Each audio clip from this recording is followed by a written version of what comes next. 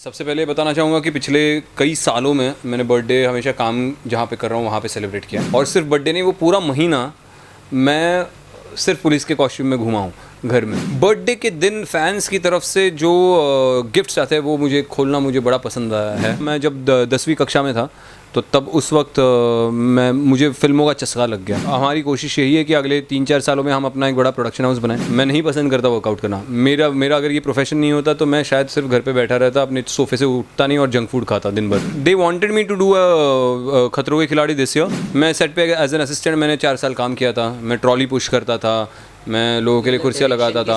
Cinema के अलावा मेरा कोई वजूद नहीं है। अगर मैं सिनेमा नहीं करूँ तो मेरा कोई वजूद ही नहीं रहेगा। Hey guys, this is Kashmira Mahajani and you watching me on टेलीचस्का।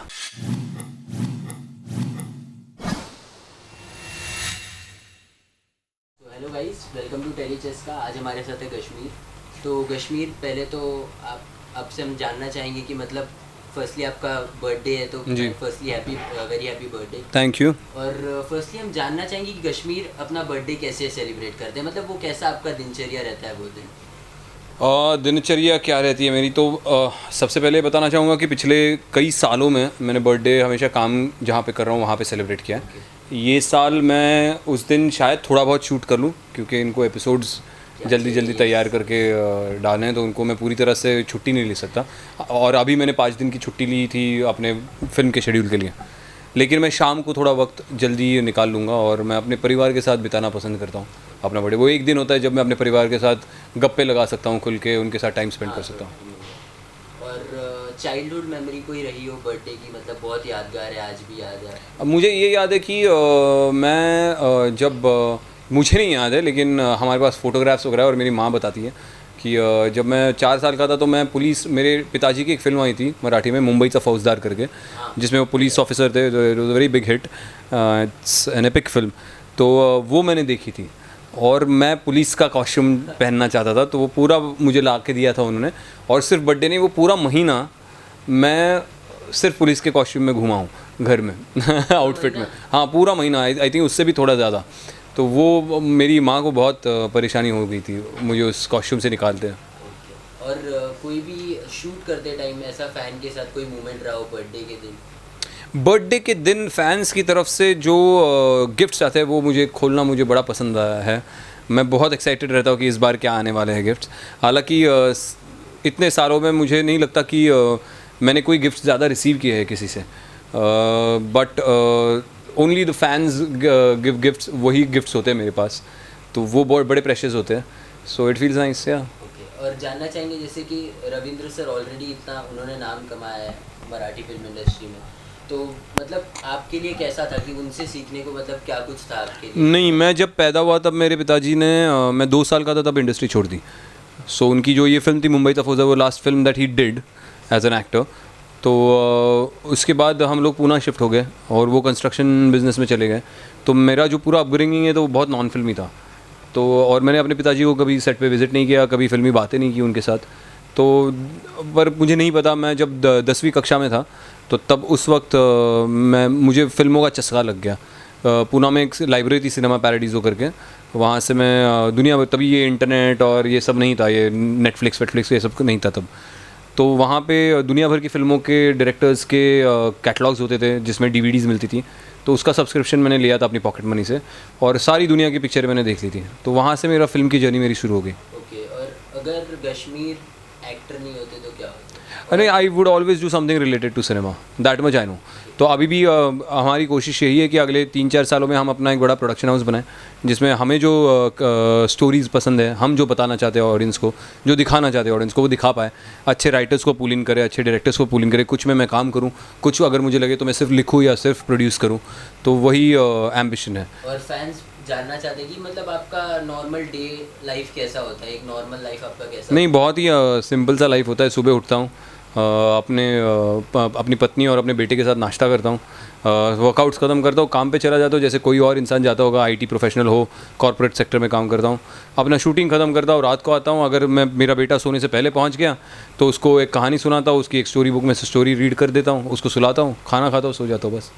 और कुछ नहीं। और अपने फिटनेस के बारे में बताइए, क्योंकि आज के डेट में जैसे हम देखते हैं कि एक्टर्स के लिए फिटनेस, वैसे सबके लिए फिटनेस इम्पोर्टेंट है। हाँ, तो आपका क्या टेक है उसके ऊपर और आप कितना ध्यान रखते हैं? नहीं, मेरे लिए सिर्फ ये है कि मैं जिम एक्चुअली बहुत मैं फ़िटनेस फ्रीक नहीं हूँ एक्चुअली। मैं नहीं पसंद करता वर्कआउट करना। मेरा मेरा अगर ये प्रोफेशन नहीं होता तो मैं शायद सिर्फ घर पे बैठा रहता, अपने सोफ़े से उठता नहीं और जंक फूड खाता दिन भर और मूवीज़ देखता। पर मैंने ये जो फ़िटनेस रखा है वो इसलिए क्योंकि मैं अगर किसी किरदार अगर कोई मुझे मिल रहा है और उसके लिए अगर मुझे मेरी बॉडी ट्रांसफॉर्म करनी है तो मेरी बॉडी में वो इलास्टिसिटी होनी चाहिए कि मैं 15-20 दिन में अपने शरीर को पूरी तरह से ट्रांसफॉर्म कर पाऊँ। तो वो सिर्फ तभी हो सकता है अगर मैं साल भर अपनी बॉडी को फिट रखूँ, एक्सरसाइज करता रहूँ। तो आपके मसल जो है वो फ्लेक्सिबल हो जाते हैं, उसको आप कैसे भी ट्रांसफॉर्म कर सकते हो बहुत कम समय में। तो that is a pre requisite for my work, so that's why I do it. और जैसे कि हमने लास्ट आपको झलक में देखा था, तो आने वाले टाइम में हम कश्मीर को क्या कोई रियलिटी शो में देख सकते हैं या कुछ बड़ा? They wanted me to do a खतरों के खिलाड़ी this year. I couldn't do it because of रेशमी घायल, and then now that this is ending, they'd again asked me कि तो आ जाओ साउथ अफ्रीका आ जा, वाइल्ड कार्ड बन के एंटर कर लें।